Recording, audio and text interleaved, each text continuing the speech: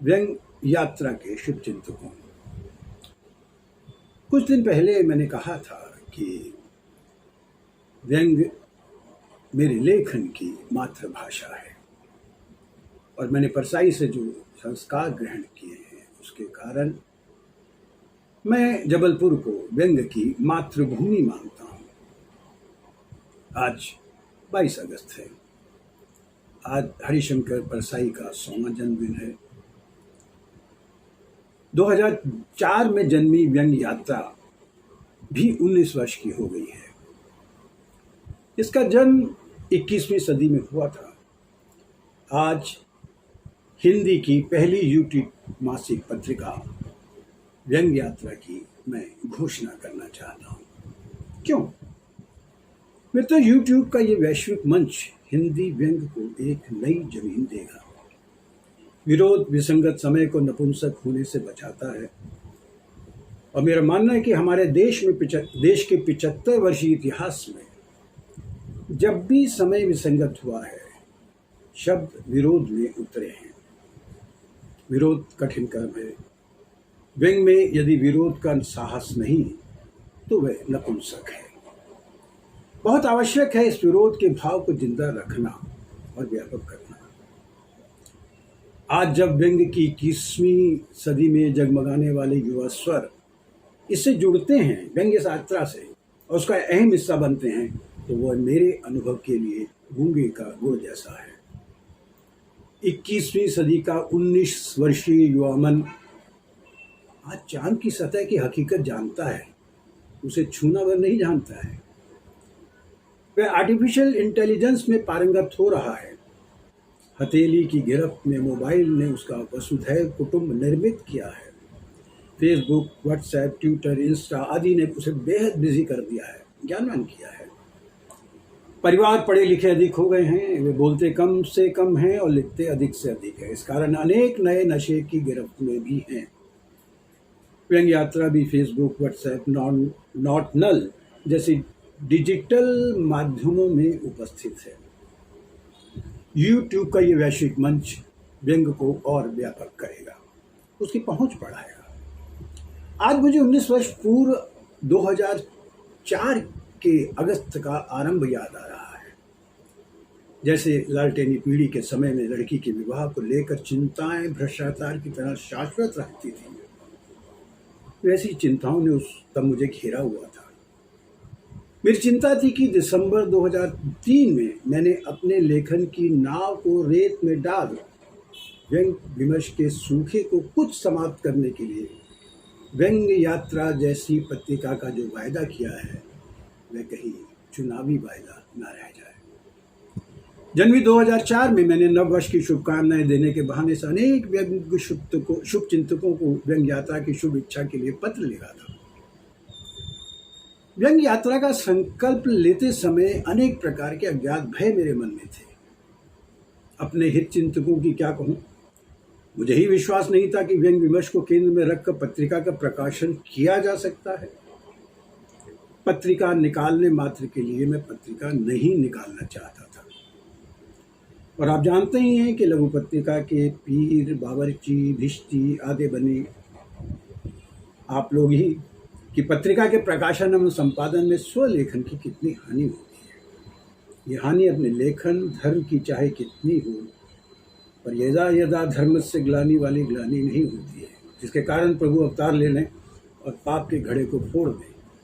ऐसे में आपको ही सोचना पड़ता है कि स्वलेखन की हानि करूं या ना करूं, पत्रिका निकालूं या अपनी रचनात्मकता को एक आवश्यक मोड़ दूं।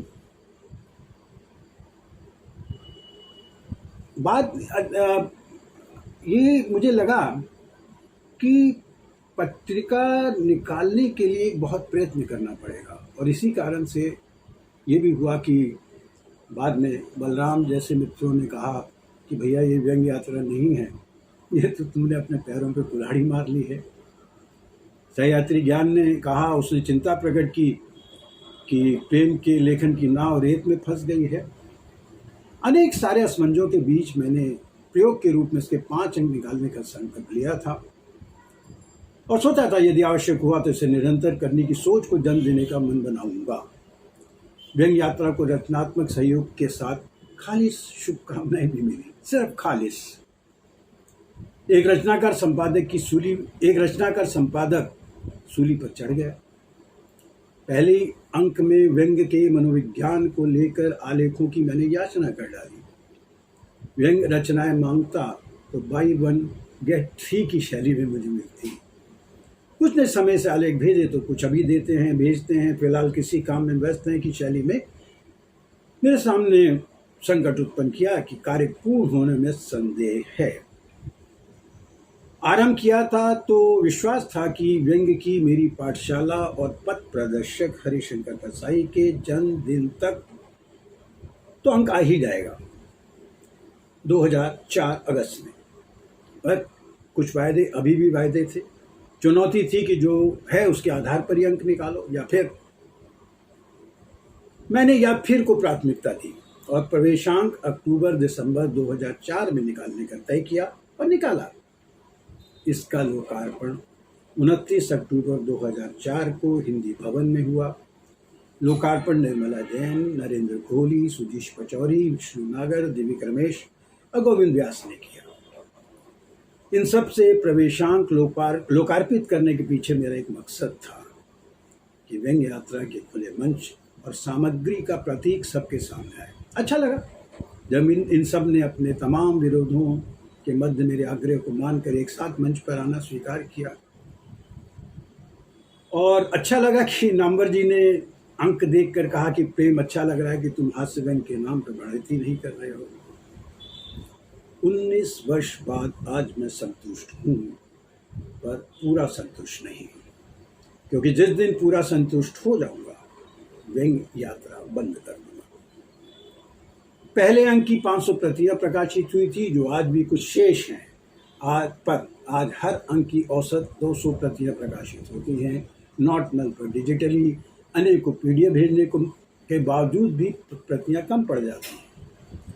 96 पृष्ठ की व्यंग्य यात्रा के प्रवेशांक का मूल्य 20 रुपये था और उसके बाद श्रीलाल शुक्ल, परसाई, हिंदी व्यंग्य में नारीश्वर, अनेक विशेषांकों के 200 पृष्ठ के लगभग